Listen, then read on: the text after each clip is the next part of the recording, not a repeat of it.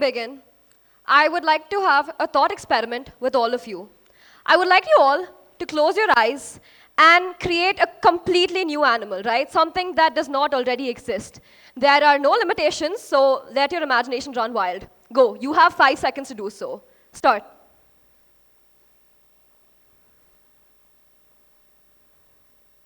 Now, let me ask you, did this animal of yours have a different skin color, a different size, maybe a different shape?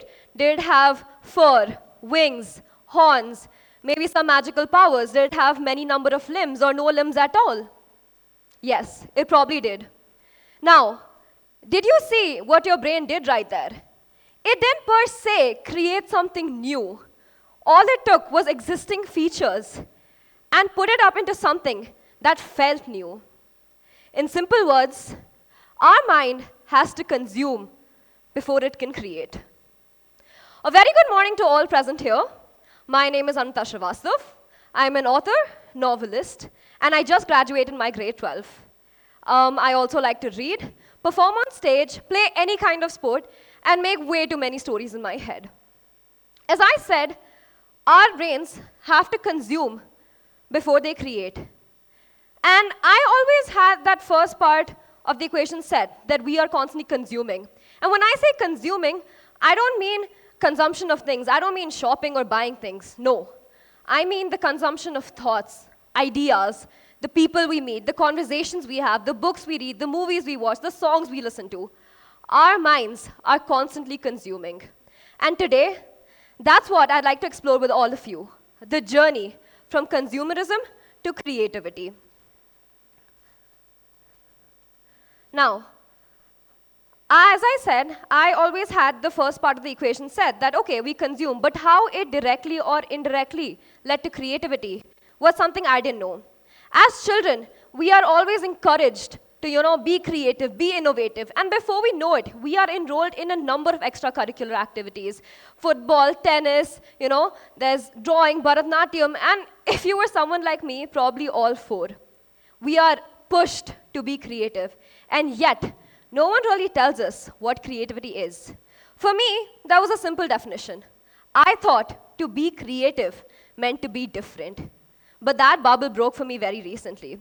I think it was like end of 11th grade, or maybe, start of 12th, where I had enrolled in a book club. And for those of you who have been to a book club, so you take up a book, and then you discuss it with the people there, 10, 15 people, and you're discussing your thoughts, ideas, character depth, and all of that, right? So naturally, I was thrilled for this as a student, because it would be in months that I would be, taking part in a discussion for a book that wasn't authored by NCRT, R.S. Agarwal, R.D. Sharma, M.S. Chauhan, and all.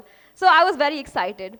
But as I sat there, it was an online thing. As I sat there sitting, I felt this kind of disappointment. I mean, everyone was sharing their thoughts and ideas, and it was great. But all I could keep thinking in my head was, wait, I've heard that interpretation, and that notion, and that interpretation too. So I didn't get that sort of enlightenment with the halo, the whole graphic, as I was expecting. Now, call it coincidence, or call it, fate.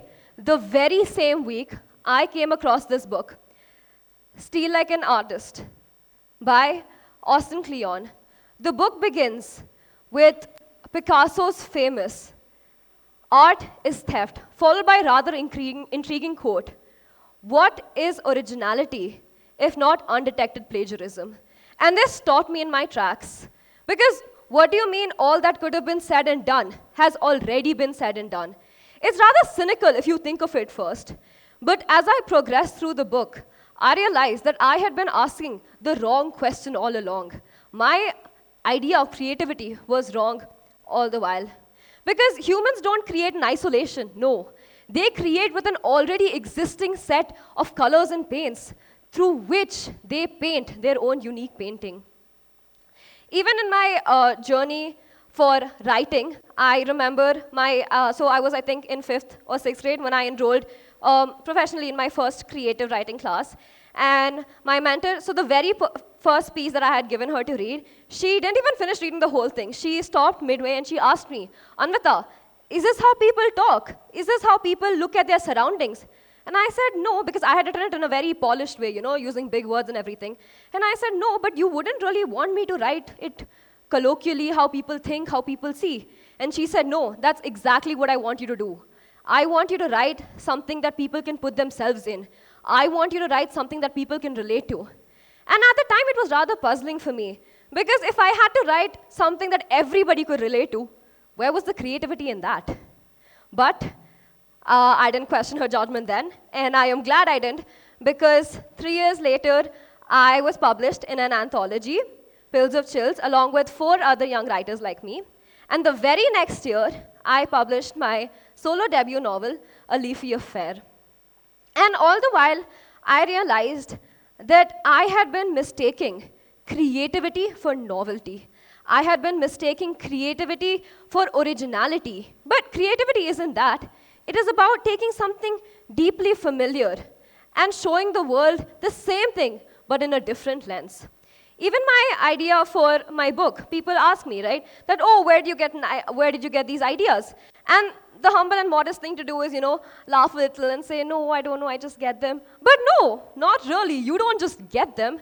You have obviously consumed that thing from somewhere, and it has subconsciously played throughout your mind, to which you have put it into a tangible form.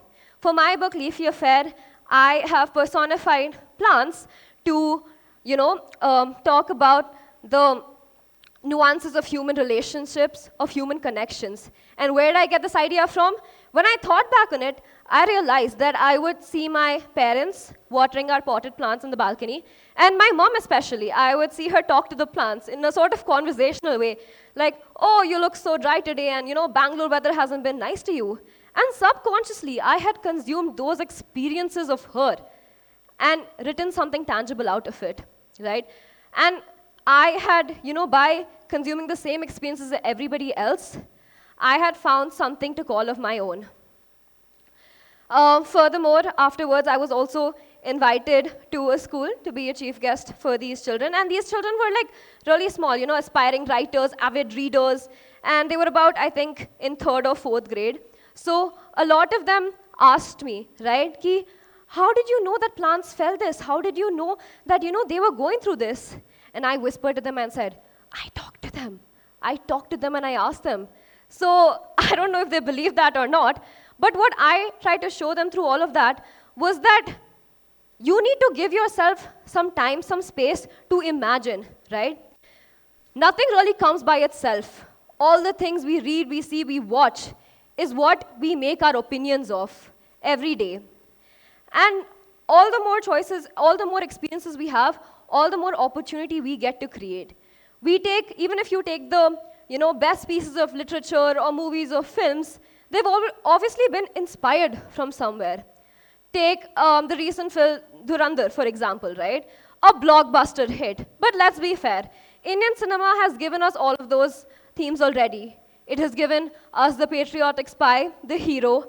It has given us guns, wars, bombs. It has given us, that little bit of romance. It has given us that heroic but tragic ending.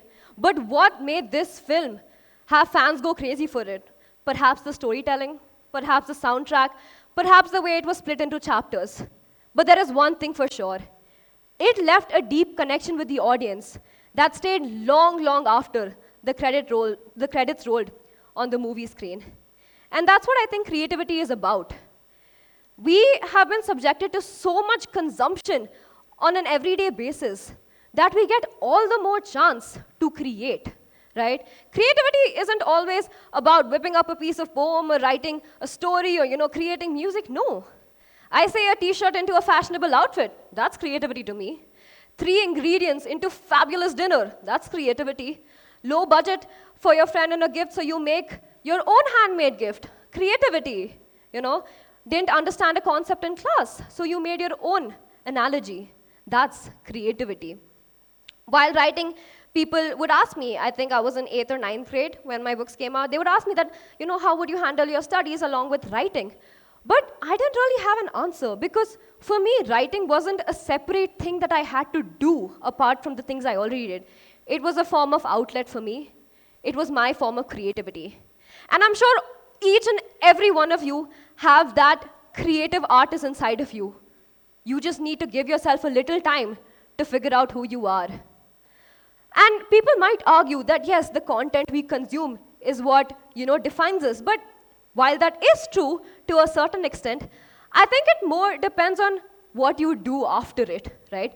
Two people could read the same book, watch the same movies, but still have different opinions. That is, if they give themselves the time to actually make of what they thought of the movie rather than just rush to the reviews, right? On a daily basis, the more we consume, the more we are given an opportunity to create. And all we need to give ourselves is that time. So be a consumer. Be a proud consumer. But once you are finished with that particular piece, give yourself a time. Once you are finished reading that book, wait. Hold that thought that made you shut the novel and go, whoa, is that really possible? Once you are finished listening to that new album drop, sit with that myriad of emotions you feel. Even once you're done with probably like doom scrolling, sit with that guilt. See what it makes of you. Through writing, I found my own creativity. And through giving yourself the time, you can find your own creativity.